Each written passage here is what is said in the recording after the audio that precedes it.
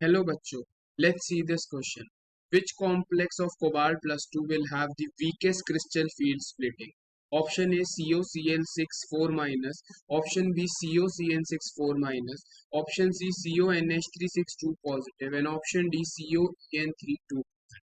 अब इस क्वेश्चन को समझने के लिए पहले हमें कुछ इंपॉर्टेंट की कॉन्सेप्ट्स को यहाँ पे समझना होगा। हमें यहाँ पे बोला है कौन सा ऐसा कॉम्प्लेक्स है जिसकी क्रिस्टल फील्ड स्प्लिटिंग सबसे कम। सबसे पहले हमें समझना होगा what do you mean by the crystal field splitting. तो in the presence of ligand, जैसे ही हमारे पास कोई भी मेटल आयन की विसिनिटी में कोई लिगेंड आते हैं तो मेटल के जो डी ऑर्बिटल्स देखने को मिलते हैं वो क्या कर जाते हैं, उनकी स्प्लिटिंग देखने को मिलती है। And that phenomena is known as crystal field splitting. In the presence of ligand, these d orbital they split into lower energy T2g orbital and higher energy Eg orbital. In case of अगर हम बात कर रहे हैं कौन से complex की, octahedral complexes की। ठीक है जी, तो d ऑर्बिटल जो होते हैं वो लोअर एनर्जी T2g ऑर्बिटल और हायर एनर्जी Eg ऑर्बिटल में स्प्लिट हो जाते हैं। और जो ये एनर्जी गैप होता है इसी को हम क्या बोल देते हैं, रिप्रेजेंट करते हैं by delta not. And this delta not is nothing but the crystal field splitting. ठीक है, यानी लिगेंड्स की प्रेजेंस में मेटल के डी ऑर्बिटल की जो स्प्लिटिंग होती है into T2g and Eg orbital, that is known as the crystal field splitting. ठीक है, अब ये जो क्रिस्टल फील्ड स्प्लिटिंग होती है हमारे पास, ये डिपेंड करती है कुछ फैक्टर्स के ऊपर।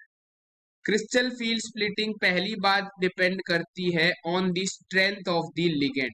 ठीक है जी, क्रिस्टल फील्ड जो होती है वो डायरेक्टली डिपेंड करती है ऑन द लिगेंड स्ट्रेंथ। जितना ज्यादा स्ट्रॉन्ग लिगेंड होगा उतनी ज्यादा T2g और Eg के बीच में क्रिस्टल फील्ड स्प्लिटिंग हमें देखने को मिलेगी।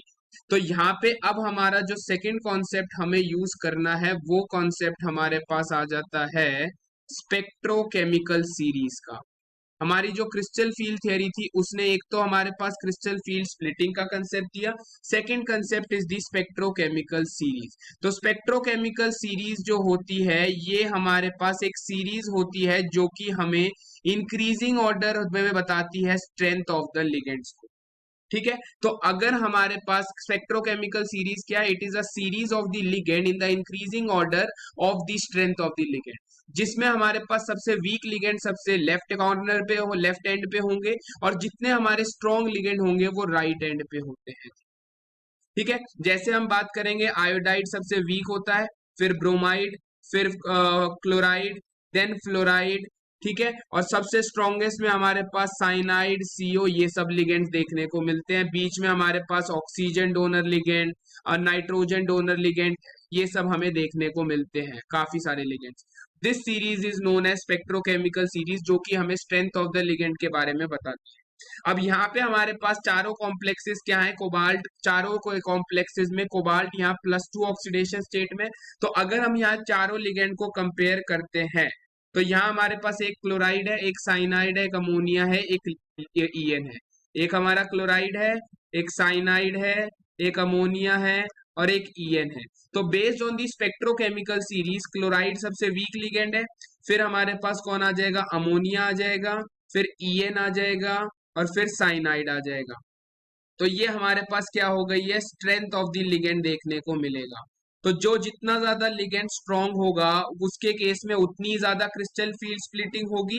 तो क्रिस्टल फील्ड स्प्लिटिंग का ऑर्डर क्या हो जाएगा, सबसे ज्यादा साइनाइड कॉम्प्लेक्स में होगी, फिर EN इथाइलिन डायमीन कॉम्प्लेक्स में, फिर अमीन कॉम्प्लेक्स में, फिर क्लोराइड कॉम्प्लेक्स में। यानी क्लोराइड का जो कोबाल्ट +2 कॉम्प्लेक्स है उसके केस में क्रिस्टल फील्ड स्प्लिटिंग सबसे वीकेस्ट होगी, यानी हमारा करेक्ट आंसर हो जाएगा option A. I hope you understood it well. All the best, thank you.